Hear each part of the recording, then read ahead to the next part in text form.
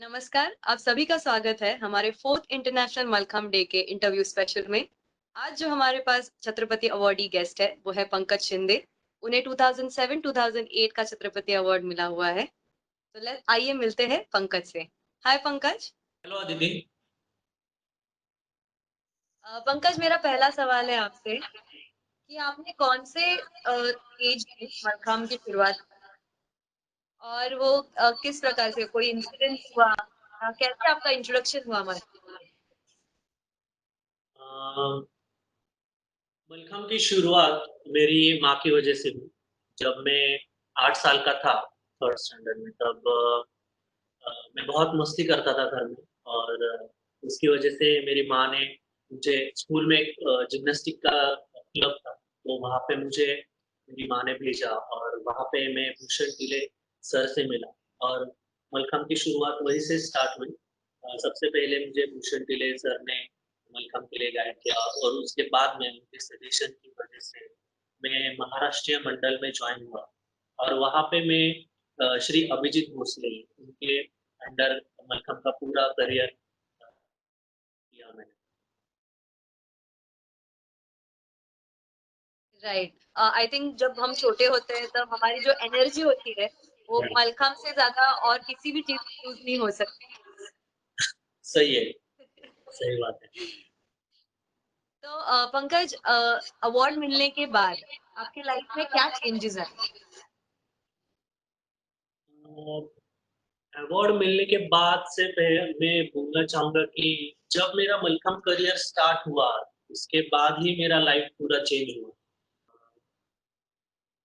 मैं ये बोलना चाहूँगा कि अवार्ड की वजह से नहीं, लेकिन मलखम्ब जब मैंने शुरुआत की मलखम्ब की, अ, तभी से मेरा पूरा लाइफ चेंज हो गया। अवार्ड तो एक एक्नॉलेजमेंट है मेरा अच्छे मलखम्ब करने के लिए, लेकिन जब से मैंने मल्लखम्ब स्टार्ट किया, तो वहीं से लोग मुझे पहचानने लगे और सोचने लगे, अरे! ये कुछ अलग कर रहा है, ये अलग कुछ स्पोर्ट्स है। तो मैं बोलना चाहूँगा कि अ, मलखम्ब की वजह से लोग मुझे पहचानने लगे और जब मुझे एक अवार्ड मिलने लगा, तब मेरा खुद के ऊपर एक कॉन्फिडेंस बढ़ने लगा कि हाँ, ये मैं कर सकता हूँ और अ, लोगों का नज़रिया बदल गया मेरी तरफ देखने का कि ये कुछ लाइफ में अच्छा कर रहा है। पंकज, पहले तो आप एक स्पोर्ट्समैन थे, पर अभी आप एक कोच और उसके साथ साथ जज भी बन चुके हो। तो आपको कॉम्पिटिशन्स में पहले के और अभी के कॉम्पिटिशन्स में क्या डिफरेंस लगता है? अदिति, मुझे ये लगता है कि जब मैं बचपन में खेलता था और मेरे सीनियर खेलते थे, तो मलखम्ब का एक कंटिन्यूअस ग्रोथ मैं देख रहा हूँ। जब मैं छोटा था तो कॉम्पिटिशन इतनी टफ टफ थी, मगर एक जो हम बोलते हैं सब लोगों को पता नहीं था ये मल्लखम्ब गेम क्या है और एक्चुअल उसको एक अच्छा-सा प्लेटफ़ॉर्म नहीं था। लेकिन जब धीरे-धीरे एक ग्रोथ बढ़ने लगी, तब टीवी शोज़ पे कुछ लोगों ने मलखम्ब किया और उसको एक प्लेटफ़ॉर्म मिल गया कि बहुत लोग मलखम्ब को समझने लगे, जानने लगे और उनके अंदर एक क्यूरियोसिटी आने लगी कि क्या है मलखम्ब? करना चाहिए और वो ढूँढने लगे कि मलखम्ब कहाँ पे कर सकते हैं। तो मुझे लगता है कि मलखम्ब की एक ग्रोथ जो है वो कंटीन्यूअस अभी बढ़ रही है। जब मैं छोटा था तो कुछ लोगों के इसमें ही मलखम्ब सीमित था, लेकिन मुझे अब नहीं लग रहा कि जब से मैंने क्लब स्टार्ट किया है, तो मुझे ये चेंजेस नज़र आ रहे हैं कि अ, जो पेरेंट्स हैं, वो सिर्फ़ कॉम्पिटिशन के लिए, मलखम्ब के लिए नहीं भेज रहे उनको उनके बच्चों को कि वो अलग नज़रिए से भेज रहे हैं कि उनका एक फ़िज़िक लेवल अच्छा हो जाए, उनका बॉडी बैलेंस अच्छा हो जाए। और मैं ये देख रहा हूँ मेरे एकेडमी में कि अ, ये बच्चे कर रहे हैं और उनको बहुत अच्छा लग रहा है। वो बाकी स्पोर्ट्स से अगर कंपेयर करते हैं तो उनको मल्लखम्ब बहुत अच्छा लग रहा है कि हाँ, ये कुछ तो अलग है इसमें, थोड़ा एडवेंचर है, थोड़ा फ़िज़िक भी बहुत अच्छा हो रहा है और फ्लेक्सिबिलिटी बढ़ रही है, कंसंट्रेशन बढ़ रहा है और मैं ऐसे भी बोलूँगा कि एक फ़ोकस्ड होते हैं बच्चे जब कभी भी मल्लखांब करते हैं। फॉर एग्ज़ाम्पल हम ले सकते हैं कि अगर छोटे से स्मॉल साइज़ के ऊपर अगर छोटे बच्चे खड़े होते हैं टॉप पे मलखंब के टॉप पे, तो वो कंसंट्रेशन करते हैं और खुद का बैलेंस बढ़ाने के लिए ट्राई करते हैं। तो उनको एक नॉर्मल जो लाइफ़स्टाइल है, उससे कुछ तो अलग कर रहे हैं बच्चे। वो उनको समझ में आता है और मुझे ये लगता है कि वो पेरेंट्स को भी अच्छा लगता है और बच्चों को अच्छा लगता है और मैं तो बोलूँगा कि अ, अभी रूल्स भी चेंज हो गए हैं मलखंब के लिए। जैसे कि पहले कंपल्सरी थी ऑप्शन, तो बहुत डिफ़िकल्टी होती थी बच्चों को सिखाने के लिए। तो अभी वो निकाल दी गई है तो मुझे ऐसा लगता है कि बहुत-सा ओपन ओपन छोड़ दिया है कि लोगों को कि आपके मन में जो चाहिए वो कर सकते हैं आप। हम डिफ़िकल्टीज़ हमने डाली है उसमें, लेकिन वो कंपल्सरी पार्ट निकालने की वजह से मुझे ये लगता है कि वो बहुत फ्री हो गए। उनके जो माइंड में है थॉट्स कि अरे हम मलखंब पे इनोवेटिव कुछ तो कर सकते हैं। पहले ऐसे होता था, कुछ लोग अच्छे करते थे लेकिन कंपल्सरी के इसमें कंपल्सरी करने की वजह से अगर उनको कम पॉइंट्स मिलते हैं, तो वो उसका इनोवेटिव थॉट्स या फिर कुछ वो अलग करते थे मलखंब में, तो वो दिखा नहीं पाते थे। तो अभी क्या हो रहा है कि उनको डायरेक्टली ऑप्शनल का सेट आता है, तो वो उनका क्रिएटिवनेस दिखा सकते हैं। और होना चाहिए मुझे तो लगता है कि अ, इसमें इनोवेशन तो होना चाहिए, चेंजेस भी होने चाहिए। तो जजिंग जब करता हूँ तो अच्छा लगता है कि जब मैं करता था तो खूब रिस्ट्रिक्टेड एलिमेंट्स थे, लेकिन अभी जो देखता हूँ मैं कुछ अ, भले वो कुछ ज़्यादा टॉप पे ना कर सकते हो वो बच्चे या ग्रेसफुली ना करते हो, लेकिन वो कुछ तो नया ढूँढने का कोशिश ज़रूर करते हैं और कभी सिंपल या सिंपल थोड़ा सिंपल प्लेयर भी होता है, तो उससे कुछ नया सीखने को ज़रूर मिलता है। और मुझे तो लगता है इनोवेशन चाहिए और हम सब अगर एक साथ काम करते हैं तो अ, पॉलिटिक्स तो होता है, लेकिन मुझे ये लगता है अगर ये थोड़ा-सा और हमें मलखम्ब के ग्रोथ के लिए सोचना है, तो ये थोड़ा बाजू में रख के बस फ़ोकस हम अगर मलखम्ब पे करते हैं, तो मुझे लगता है कि बहुत जल्द बहुत से कंट्रीज़ में मलखम्ब ज़रूर जाएगा और जा भी रहा है। बहुत अच्छे से लोग बाहर काम कर रहे हैं, तो और ग्रोथ ज़रूर हो जाएगी मलखम्ब के लिए। पंकज, अभी जो आपने बोला कि कंपल्सरी निकाल दिया है तो ज्यादा इनोवेटिव हो सकते हैं लोग, पर आपको ऐसे नहीं लगता कि जब हम लोग कम कॉम्पिटिशन खेलते थे तब एक बेस मिलता था जजिंग के लिए कि ये जो बेसिक है वो आपने क्लियर किया है, अब आप जाके आगे इनोवेटिव चीजें कर सकते हैं। या आप, मुझे तो पता है बॉयज जब कंपटीशन खेलते थे कंपलसरी ऑप्शनल, आपको 10-10 12-12 सेट एक दिन में निकालने पड़ते थे, तो वो कंपटीशन का लेवल कुछ और ही था, बहुत डिफिकल्ट था। अभी बहुत इजी हो गया है, ऐसे नहीं लगता आपको?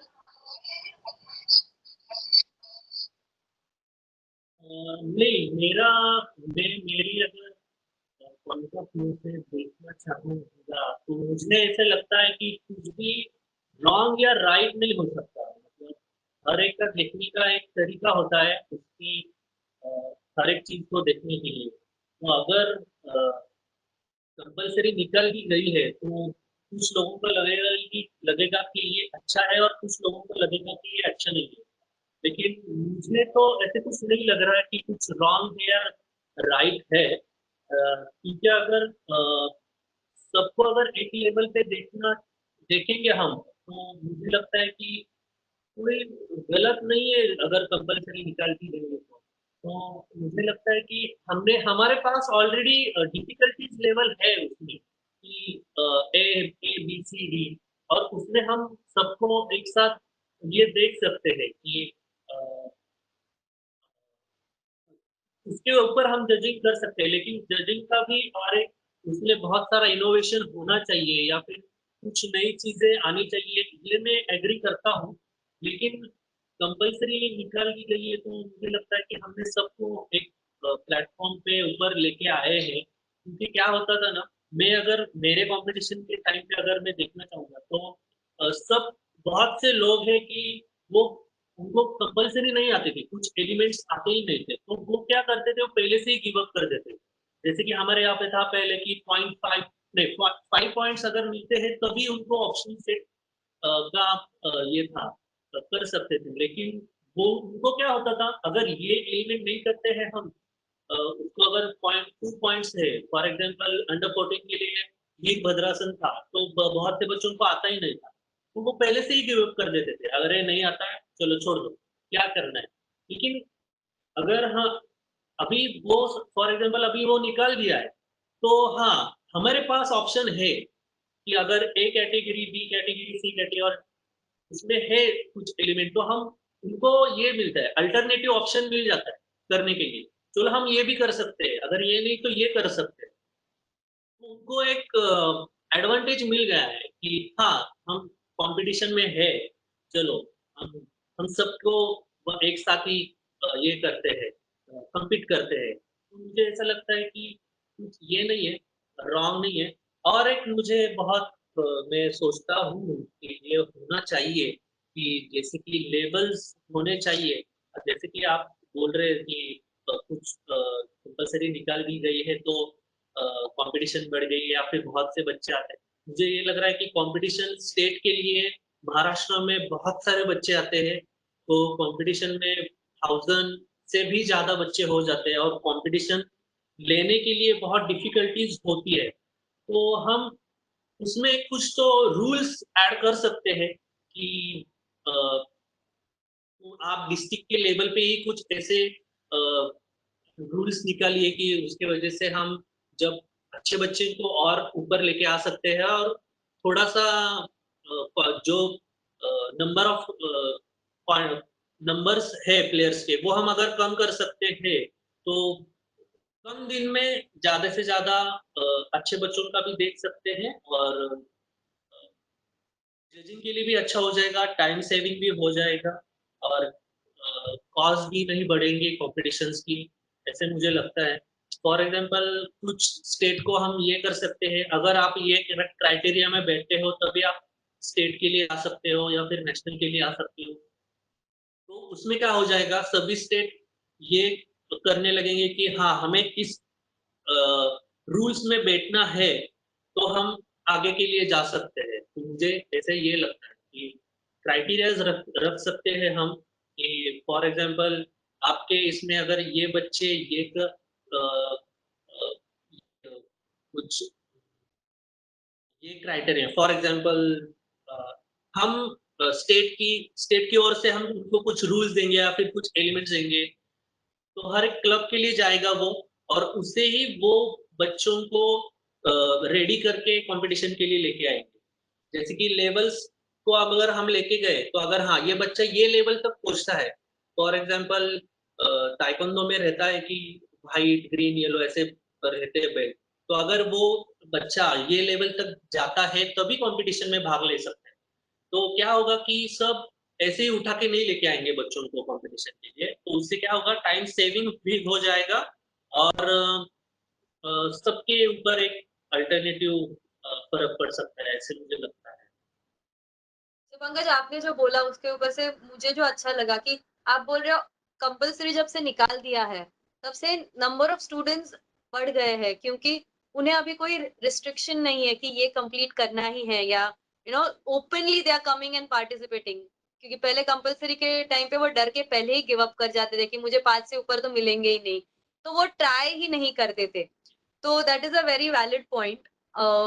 मेरा अगला सवाल आपसे है जस्ट क्यूरियोसिटी बिकॉज मैं रोप मलखम करती थी बट आजकल मैं पोल मलखम पे देखती हूँ कि जो बॉयज है वो पहले सिर्फ कैस्टर ऑयल और पाउडर यूज करते थे।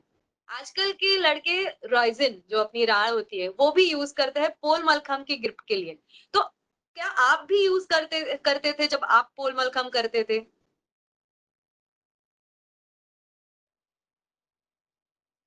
हाँ मेरे टाइम में भी मैं करता था, लेकिन मुझे ऐसा लगता है कि एक बार तो ऐसा हुआ था कि बहुत ग्रिप हो गई थी और जो फ्रिक्शन का लेवल बहुत बहुत ही हो गया था, तो उसकी वजह से मैं कर नहीं पा रहा था।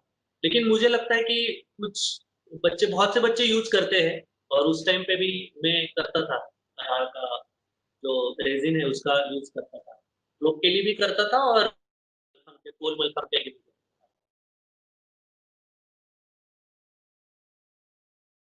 Okay, it was just curiosity because जो पहले के जो प्लेयर्स थे वो सिर्फ ऑयल और पाउडर यूज करते थे बिकॉज़ उनका कहना था कि ऑयल से मसाज हो जाना चाहिए।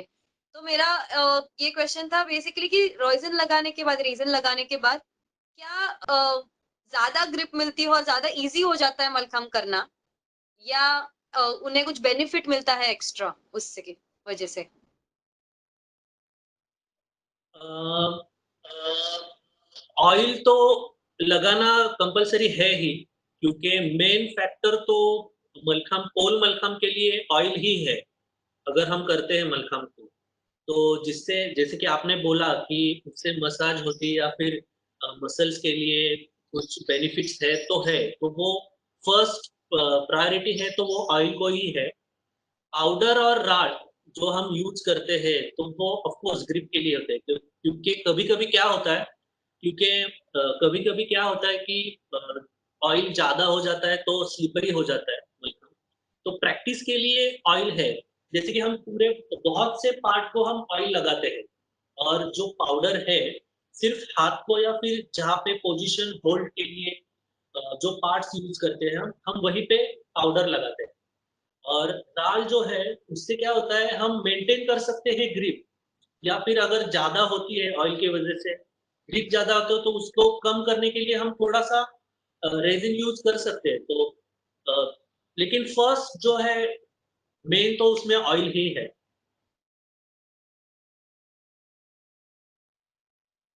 थैंक यू पंकज, मेरी क्यूरियोसिटी को आपने रिस्पेक्ट दिया और मुझे बताया इस बारे में। पंकज, आप कभी कंपटीशन के पहले इंजर्ड हुए हैं या कंपटीशन का स्ट्रेस आप पे बहुत ज्यादा था, तो किस तरीके से आपने उस टाइम पे मेंटल प्रिपरेशन किया?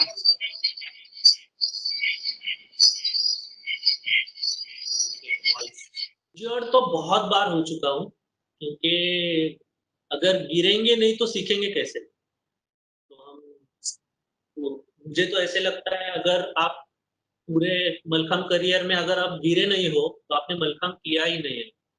तो ऐसे मुझे लगता है। तो फ्रैक्चर हुआ है, मेरे दोनों पैर एक-एक बार, 2-2 बार फ्रैक्चर हुए। और जब मैं रोप करता था, तो बहुत बार स्किन फटी है, कॉम्पिटिशन में खेलता हूँ।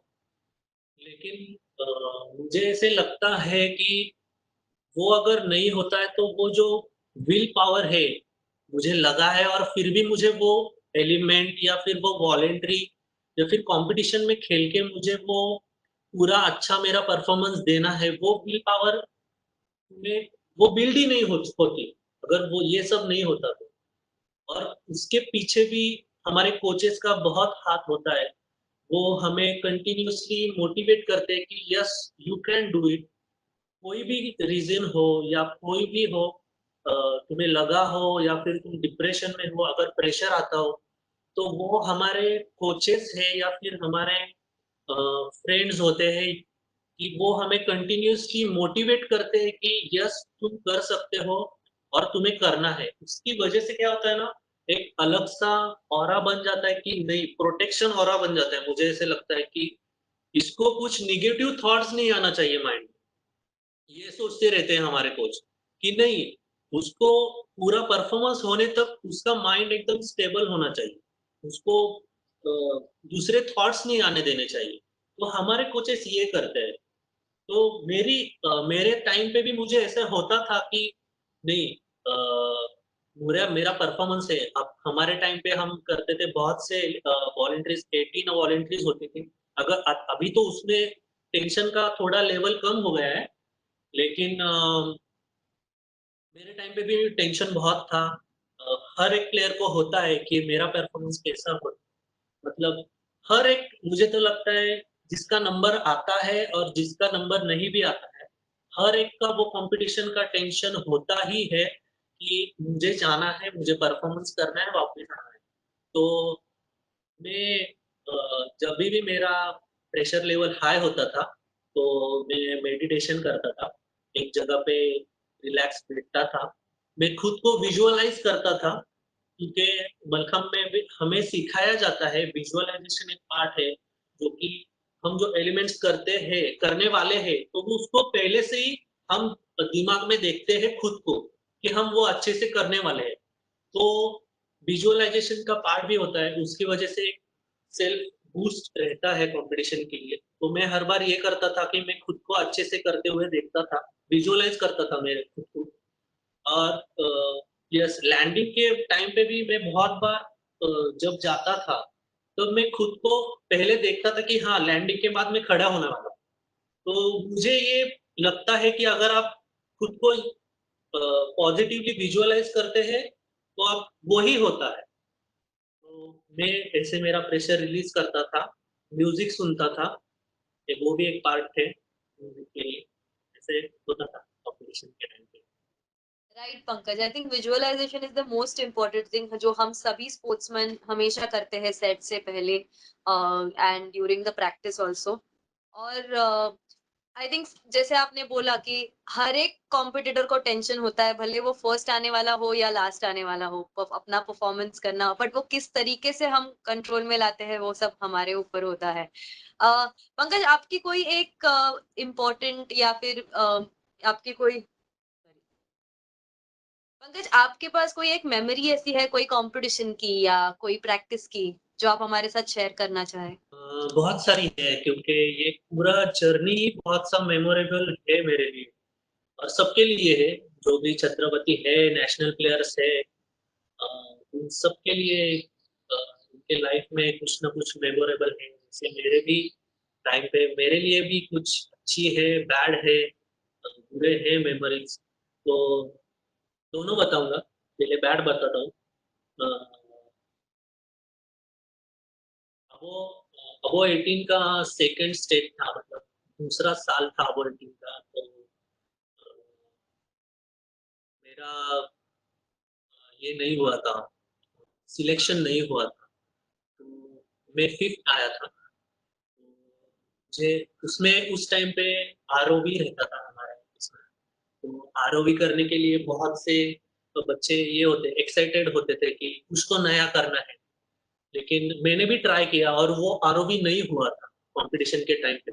जो मैंने सोचा था वो नहीं हुआ था और उस वज़ह से मेरा रैंक 5th आया था। तो बहुत टेंशन में गया था कि पूरा साल वो मेरा टेंशन में गया था कि अब कैसे होगा और मैं जो मेरा परफ़ॉर्मेंस नीचे आया वो उसको वापस कैसे ऊपर लेके आऊँ। तो वो मेरा बहुत अ, टफ टाइम था अवॉइडिंग के, क्योंकि सबके लिए जो अ, ओपन ग्रुप थे वो सब बच्चों के लिए बहुत क्रूशियल और टेंशन भरे रहते हैं जब तक तुम्हारा परफॉर्मेंस नहीं होता था हो जाए।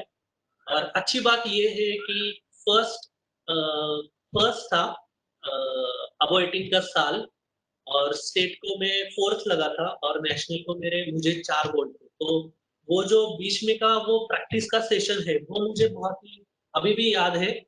तो उस टाइम पे मैंने बहुत प्रैक्टिस की थी। अ, सुबह-शाम पूरा फ़ोकस प्रैक्टिस पे ही था। तो वो एक्चुअल वो जर्नी है ना, वो मुझे बहुत याद है। क्योंकि रिज़ल्ट तो आता है, सब देखते हैं डायरेक्टली रिज़ल्ट, अरे 4 गोल्ड मेडल मिले हैं तुम्हें या फिर बहुत ही अच्छा परफ़ॉर्मेंस 4 गोल्ड, 1 सिल्वर था।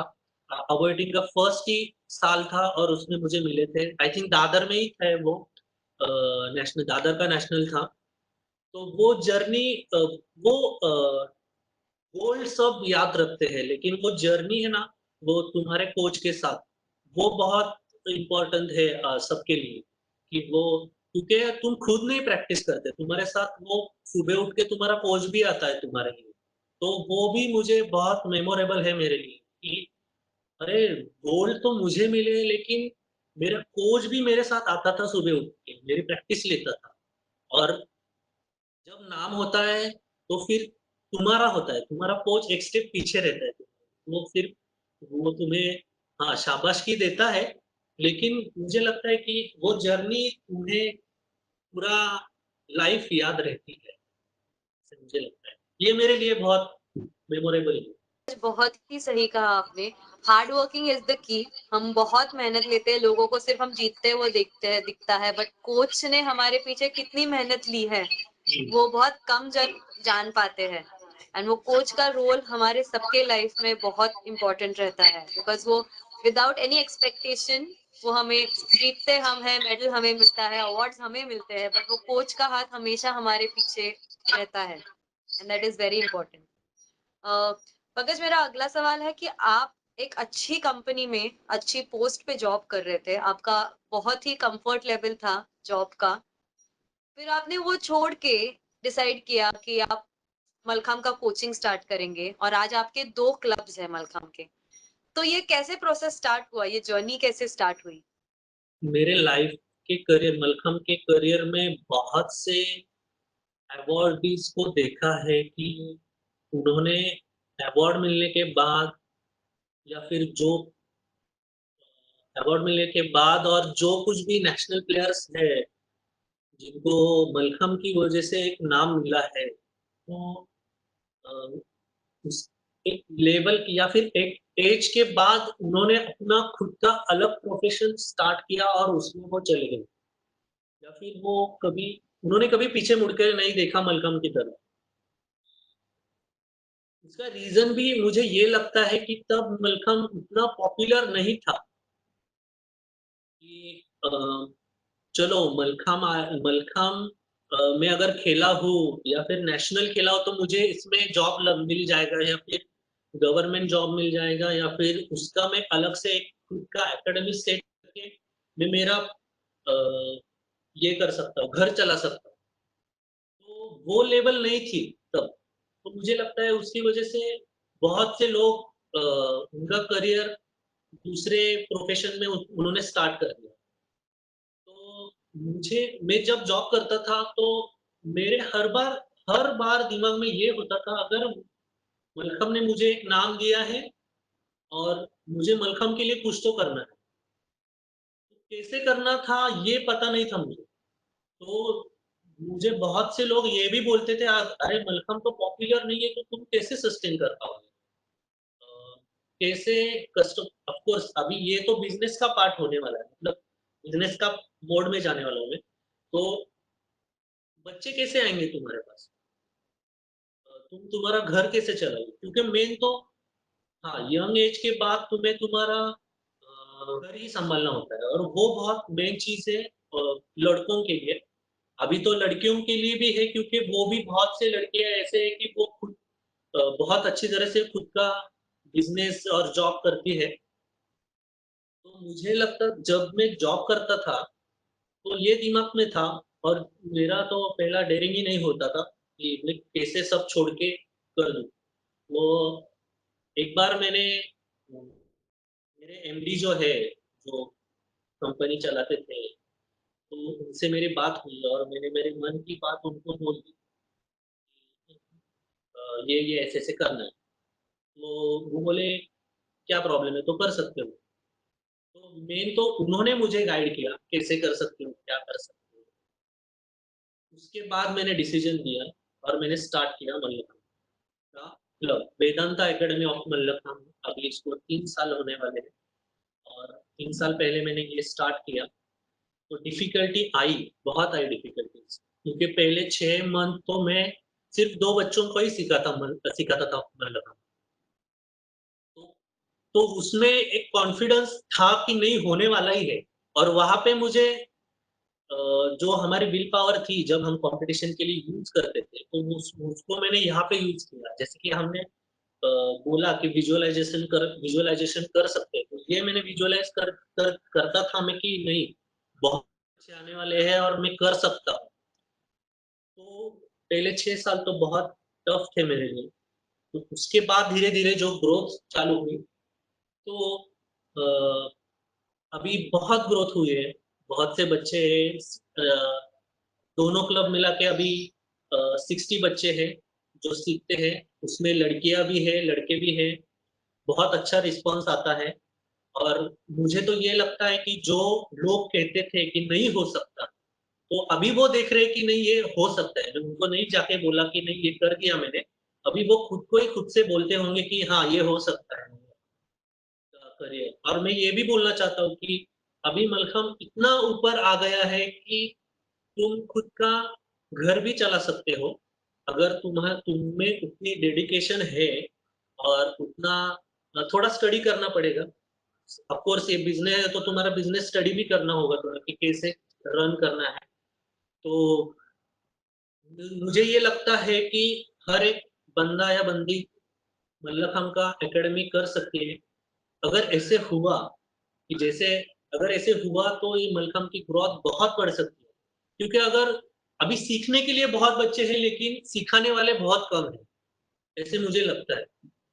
जैसे कि अ, अभी चल रहा है कि वर्ल्ड ये अपना वर्ल्ड मलखम्ब डे है अभी 15 को।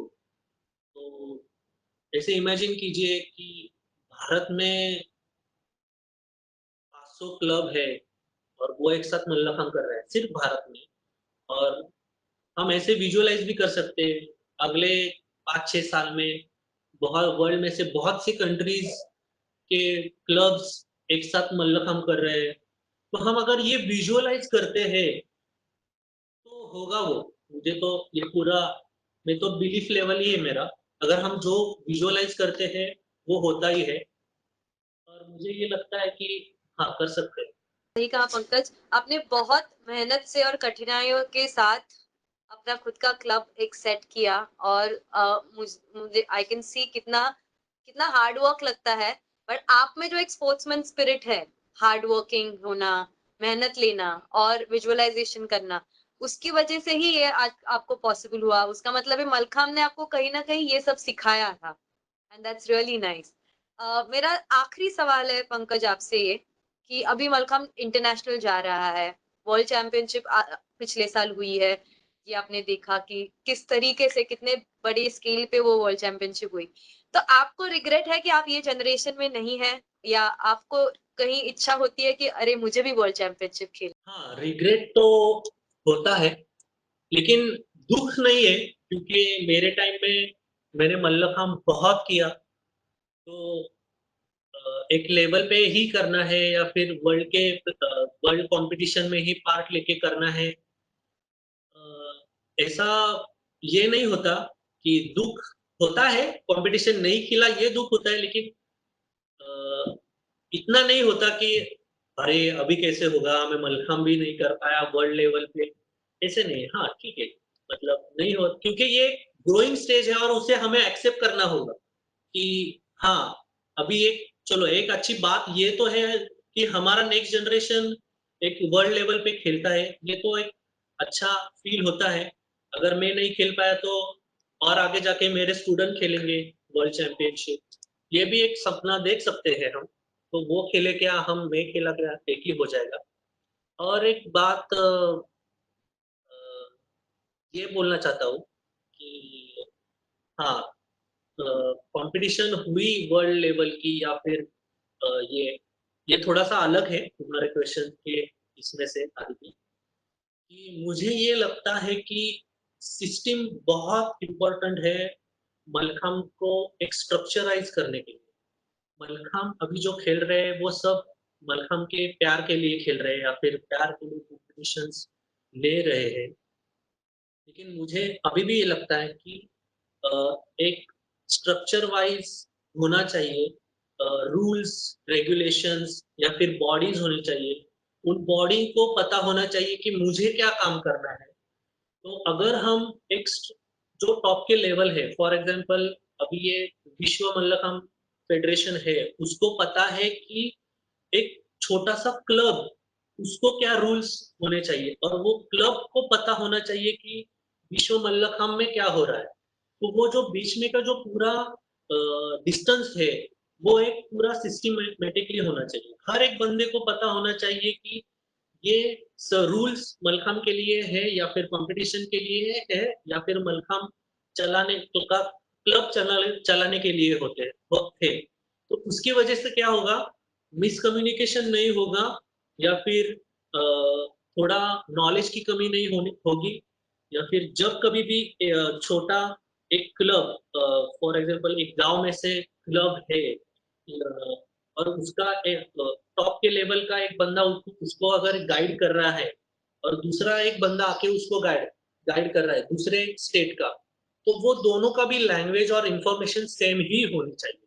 अगर वो इन्फॉर्मेशन और उसका देने का नॉलेज अलग-अलग हो जाता है, तो फिर मिसकम्युनिकेशन होता है, हो सकता है और फिर केओस बन सकता है। तो मुझे एक लगता है कि हम अगर उसको स्ट्रक्चराइज़ करें, वही अच्छी बात होगी। अच्छा बताया उसके ऊपर से मुझे एक सवाल सूझा है कि जैसे पहले मलखम्ब एक महाराष्ट्रियन स्पोर्ट है पर एमए में जब एमएफआई फॉर्म हुई तब एमएफआई के जो भी रूल्स थे वो एक्सेप्ट कर लिए वैसे ही अभी वीएमएफ इज अ बिगर बॉडी जिसकी वजह से आज हमें हमारे इस साल के 2 प्लेयर्स को डायरेक्ट छत्रपति पुरस्कार मिला because of the international world championship तो आपको ऐसे लगता है कि अभी जैसे आपने बोला कि वीएमएफ इज द गवर्निंग बॉडी और छोटे क्लब तक सबने उनके रूल्स फॉलो करने चाहिए तो आपको लगता है हमारे स्टेट लेवल और नेशनल लेवल के कॉम्पिटिशन्स भी उसी हिसाब से होने चाहिए है ना, वो ये थोड़ा मुझे इन्फॉर्मेशन है कि नहीं वो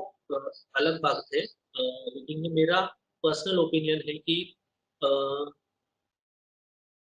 रूल्स करेक्ट है, रूल्स जो है वो हम कर सकते हैं क्योंकि अ, अभी जो रूल्स जो है थे जब मैंने देखा था वर्ल्ड चैंपियनशिप तो उसके रूल्स बहुत ही डिफरेंट थे और एमएफआई के भी अलग है और आई थिंक एमएफआई और एमएमए की बहुत से सिमिलर है, बहुत सा डिफरेंस नहीं है, ऐसे मुझे लगता है। लेकिन विश्व मल्लखांब जो कॉम्पिटिशन अपनी वर्ल्ड चैंपियनशिप हुई तो उसमें बहुत से डिफरेंस है। लेकिन वो जब कॉम्पिटिशन ली गई थी तब वो बहुत से लोगों को जो बॉटम के लेवल के लोग थे, जैसे कि डिस्ट्रिक्ट लेवल के जो क्लब थे, उनको पता था क्या वो रूल्स के बारे में, ये हमें देखना होगा।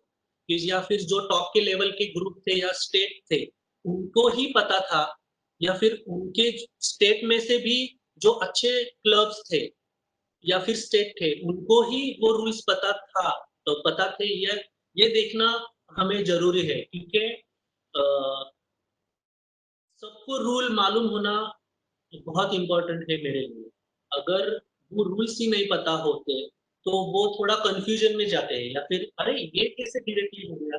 या फिर कुछ कुछ लोग हैं उनका परफ़ॉर्मेंस अच्छा है या फिर वो जैसे कि कुछ बच्चे थे जैसे कि हमारे भारत में से ही जो टीम थी तो उनको उनके कुछ लोग थे या प्लेयर्स थे तो उनको भी रूल्स पूरे पता है या नहीं वो भी देखना हमारी ज़िम्मेदारी है कि वो रूल्स रेगुलेशन हुए हैं या नहीं। मुझे लगता है कि अगर हमने सबको साथ में लिया वही तो मैं बोल रहा हूँ, अगर हमने स्ट्रक्चराइज़ अगर ये बात की, तो हमें टॉप के लेवल के लोगों ने अगर एक मैसेज छोड़ा है, तो वो बॉटम के लेवल के लोगों को भी वही मैसेज जाना चाहिए।